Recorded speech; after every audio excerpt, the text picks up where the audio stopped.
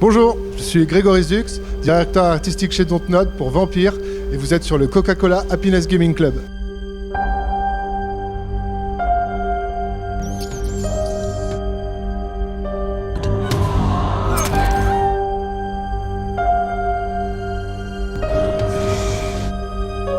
Vampire, c'est un jeu d'action RPG à la troisième personne qui se passe à Londres en 1918.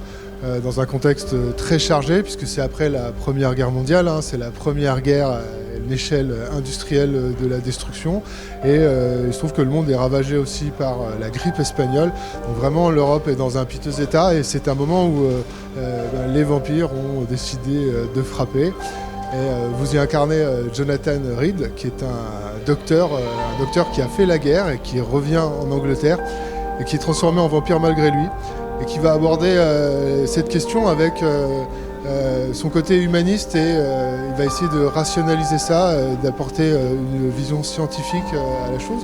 Il va essayer de comprendre le contexte de la grippe espagnole et de sa malédiction vampirique d'un point de vue scientifique, et il va tenter d'avancer avec ces informations.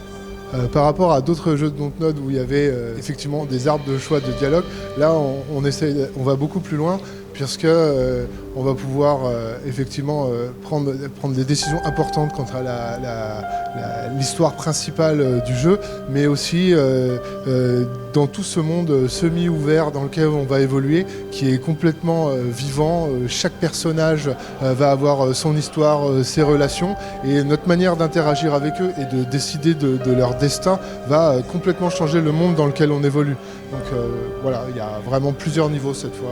Le jeu a été conçu en se servant de tout ce que peut nous apporter la technologie de Unreal Engine 4 et le PBR. Donc c'est vraiment une approche réaliste pour le rendu, mais on va essayer de lui apporter un petit twist impressionniste. On va essayer d'apporter la réalité d'une manière sculptée. À une certaine distance, il n'y a rien qui va pouvoir le distinguer de quelque chose de photoréaliste, mais quand on s'approche, on va voir, il y a un parti pris, quelque chose qui va nous distinguer vraiment. Alors le jeu est prévu pour une sortie quelque part en 2017, et ce sera sur PC, PS4 et Xbox One.